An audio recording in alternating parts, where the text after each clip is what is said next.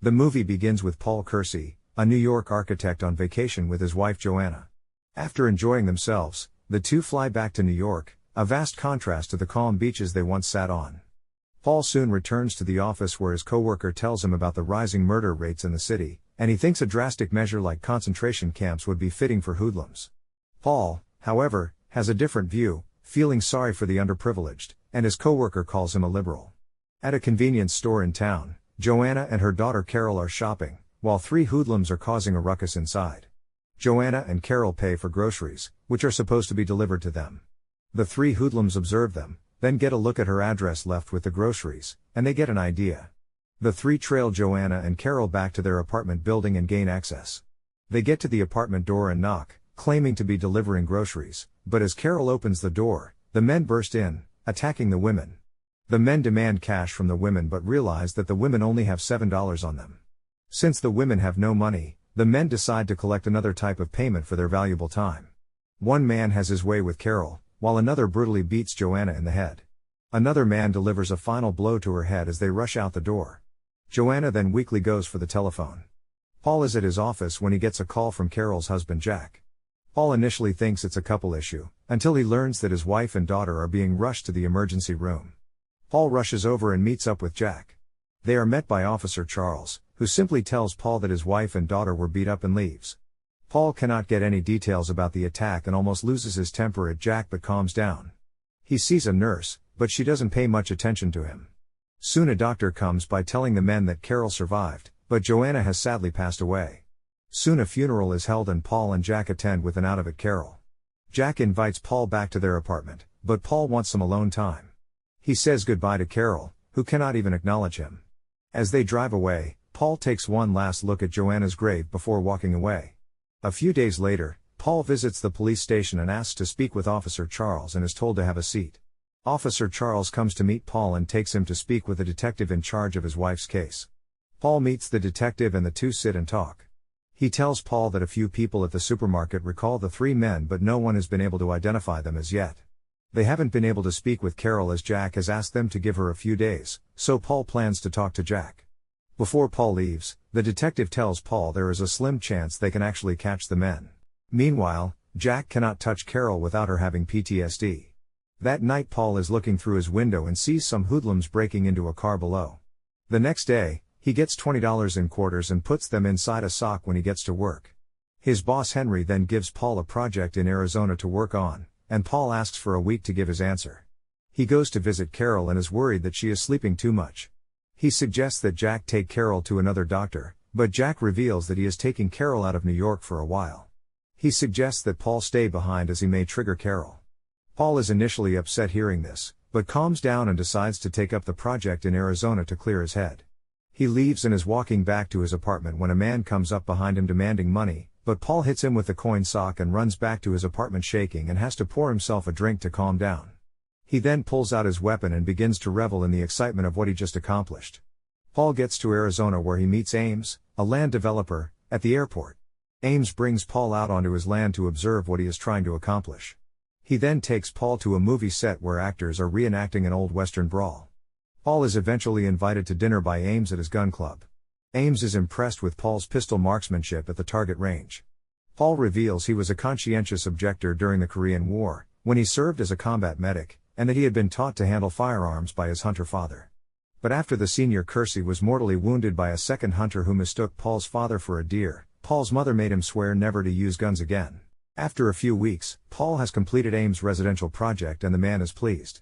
He drives Paul to the airport and places a going-away present inside Paul's luggage as a thank you for his job.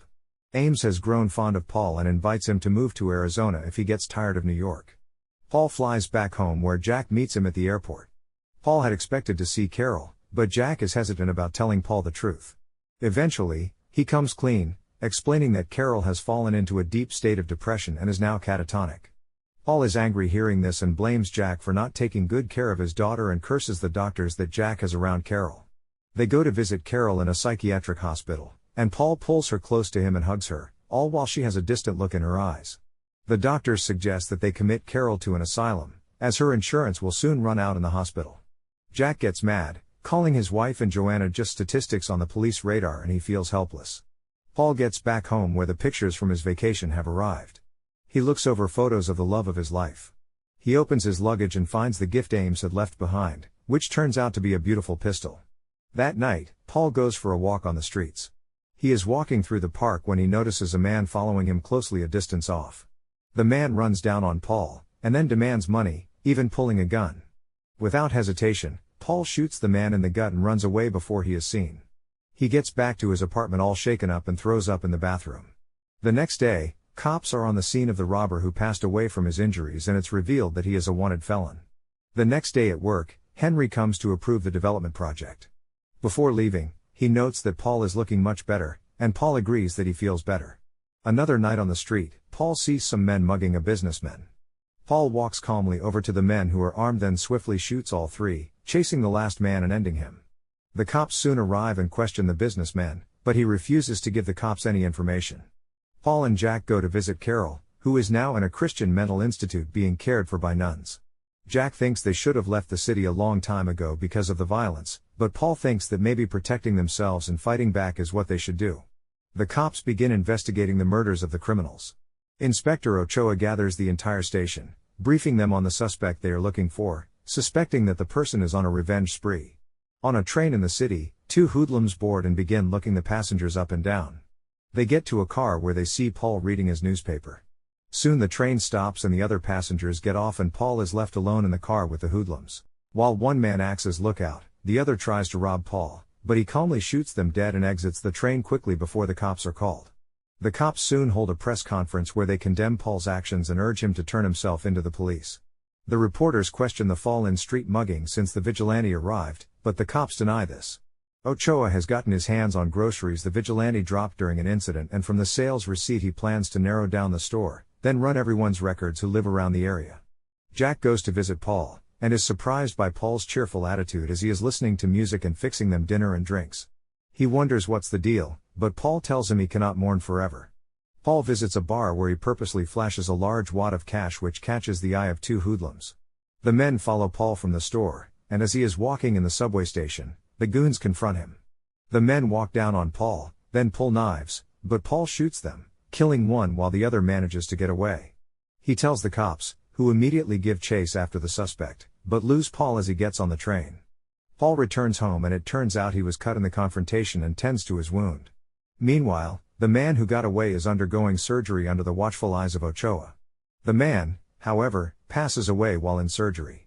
Ochoa learns from the responding cop that the man claimed to have cut whoever shot him.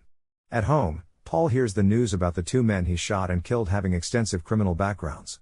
The reports state that residents are now fighting back against criminals, as they interview an old woman who successfully fought two criminals, and a construction crew who almost beat a mugger to death.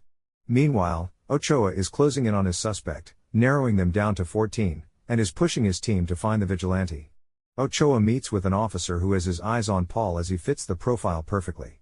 They see Paul leave his building and Ochoa sends a cop to trail him.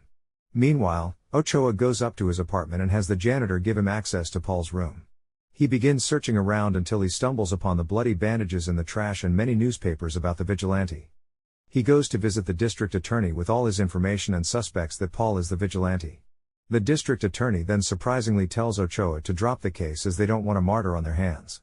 Muggings have dropped significantly since his appearance, even though they refuse to give this information to the public in fear that more vigilantes will rise up. Instead, they want Paul to stop and possibly leave New York for good. Ochoa is hesitant but goes along with the plan. Paul is at home when he gets a call from Ochoa, telling him that he is under police surveillance and he is being investigated. That same night, Ochoa has some beat cops rough Paul up, then tell him they are looking for someone close to his description. A few nights after, Ochoa and a detective are posted outside Paul's apartment. Paul dresses up in an expensive suit, then leaves the apartment through the back exit. Ochoa sends the cop to call to Paul's apartment, but he gets no answer and reports back to Ochoa, who takes off. Paul gets to his office where he retrieves his gun. Just as he leaves, Ochoa arrives and learns that Paul just left the building. Paul takes another stroll through the park, where he is soon confronted by three muggers who demand his cash. Paul takes a minute before unloading on the goons. He chases one into the woods, but Paul gets shot in the leg. Paul chases after the shooter. The goon runs into a warehouse to hide, but Paul, knowing the layout of the building, ends up cornering the man. Paul tells him to pull his gun, but ends up fainting from the blood loss and the goon escapes. Ochoa and officers get called to the scene where he speaks to the first officer on the scene. The man had found Paul's gun on the scene, but hands it over to Ochoa, who tells him to pretend he saw nothing. Meanwhile, Paul is at the hospital and Ochoa rushes over to see him laying in bed.